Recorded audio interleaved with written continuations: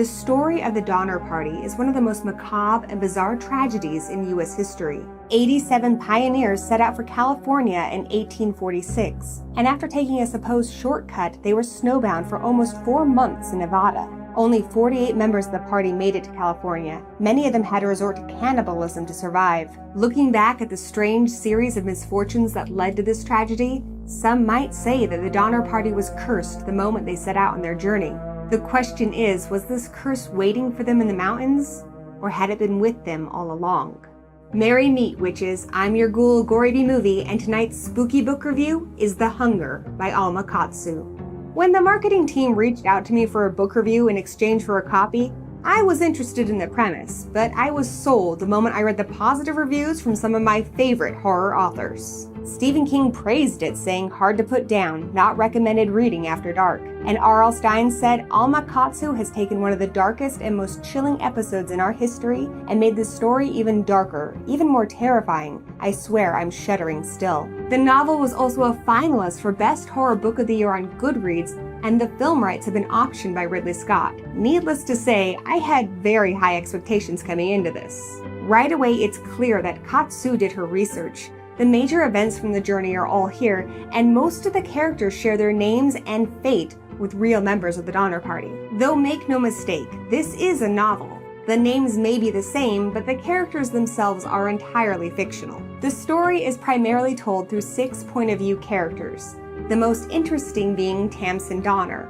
the young, beautiful wife of party leader George Donner. Tamsin is a witch. She practices herb magic and uses charms, which was something most early American settlers did not understand. Naturally, when a series of troubles befall the wagon train, she is their first suspect. Rations are depleted, quarrels erupt, and a small boy mysteriously dies. However, Tamsin insists that the cause of their misfortune is something far more monstrous, something hungry and feral with the ability to turn men into beasts. The other major point-of-view characters are Charles Stanton, a mysterious loner with a dark past; Aletha Donner, Tamsin's stepdaughter cursed with the ability to see spirits; James Reed, the original party leader and a man bearing a secret that could potentially ruin him; Edwin Bryant, a journalist with some medical training that leaves the party to investigate the trail on horseback; and Mary Graves, a spirited young woman coming of age. Katsu was careful not to create any stock villains or heroes. All of the characters are multidimensional and layered. I particularly appreciated the care that went into writing and developing Tamsin.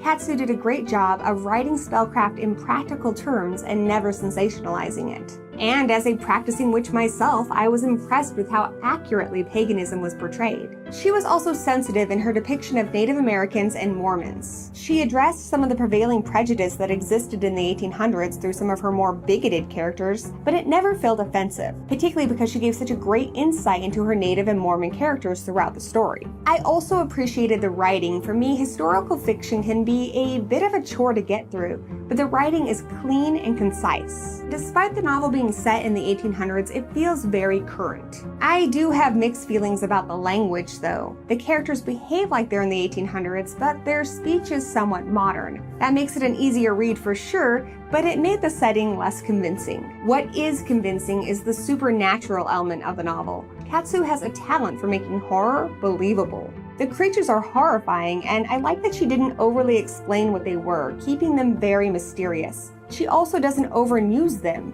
We feel like they are always on the periphery, watching and ready to strike. Secrets are revealed concerning rape, incest, closeted sexuality, forbidden love, and religious persecution. The twists were not only unnecessary, but they felt somewhat disrespectful to the real people that these characters are based on. And many of these subplots were left abandoned in the third act, leaving me to wonder why they were included at all. Had Katsu included an epilogue, it could have provided a resolution to some of these storylines. It would have been interesting to know who survived, what happened to the characters after they were rescued, and how they dealt with those responsible for leading them down the wrong path.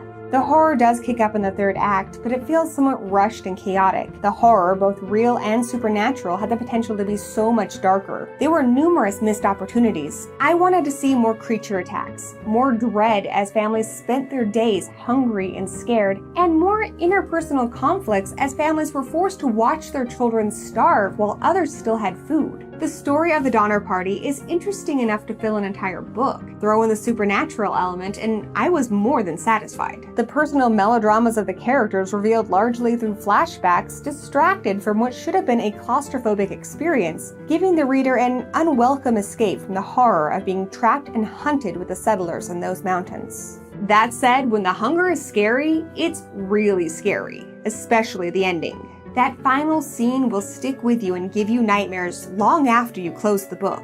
I loved the creatures and the mythology used to explain them, and I want to discuss them more, but if you don't want to know what they are, skip to this time code for my recommendation.